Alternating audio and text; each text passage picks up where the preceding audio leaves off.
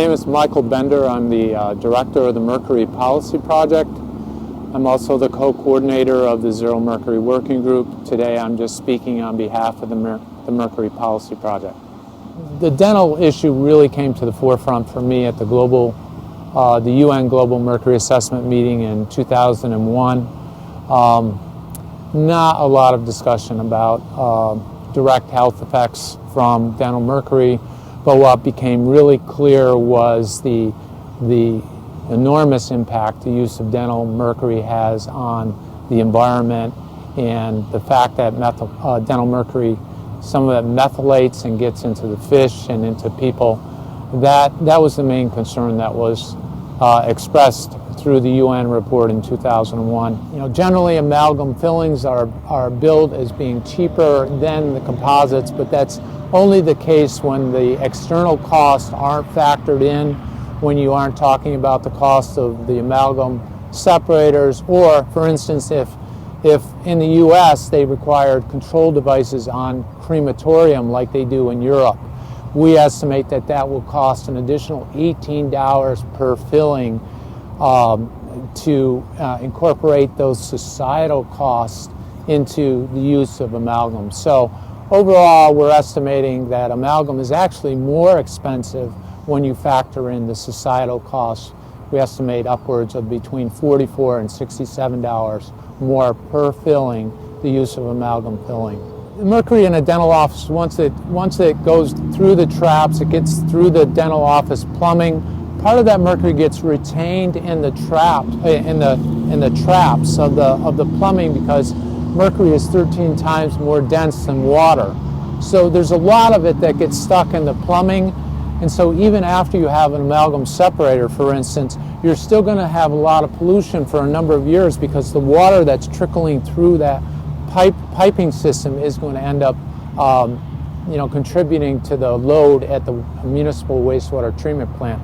But after mercury goes down the pipe, the conditions in the piping system are such that they're conducive to methylation, which is what most of the governments of the world are concerned about, is methyl mercury getting in fish. And once it gets into the wastewater treatment plant, it gets taken up by the sewage sludge.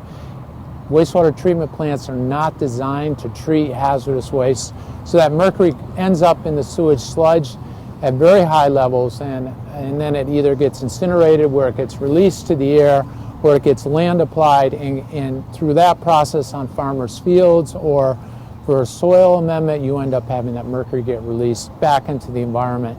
So the mercury never goes away. Once you use mercury, it's going to keep ping-ponging from the water column into the air and back. And the mercury, the man-made mercury that's been contributing to the environment, has increased since in the industrial age 2 to 3-fold. And all the mercury that's out there is, not only are we getting new mercury into the environment, we're getting recycled mercury that keeps entering the environment. So when you look at the global contribution of mercury to the environment, you're looking at the natural source, which is about 1/3. You're looking at the new sources, which are about 1/3, and then you're looking at the recycled sources that are never going away. So we're constantly building more and more mercury up in the environment. It's a persistent bioaccumulative toxin.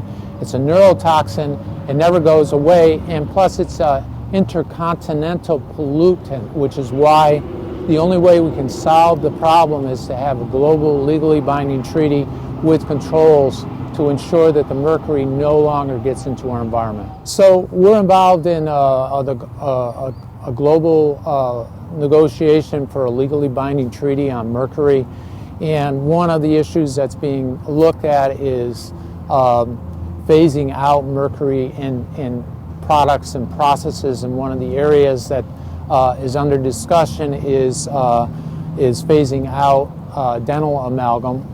And thus far, the entire African region, all the countries in Africa, are on record in support of a phase out. Switzerland and the Nordic countries, including Norway and Sweden, are supportive of a phase out. The United States government is on record in support of a phase down. And next week I'm going to Europe, who is considering phasing out over a different period of time within 5 years, 10 years, or 20 years. And hopefully what we'll see coming out of Europe will send a message to inspire the rest of the world to consider taking more aggressive steps to phase out all uses of mercury and don't leave dental mercury as the sacred cow of mercury use.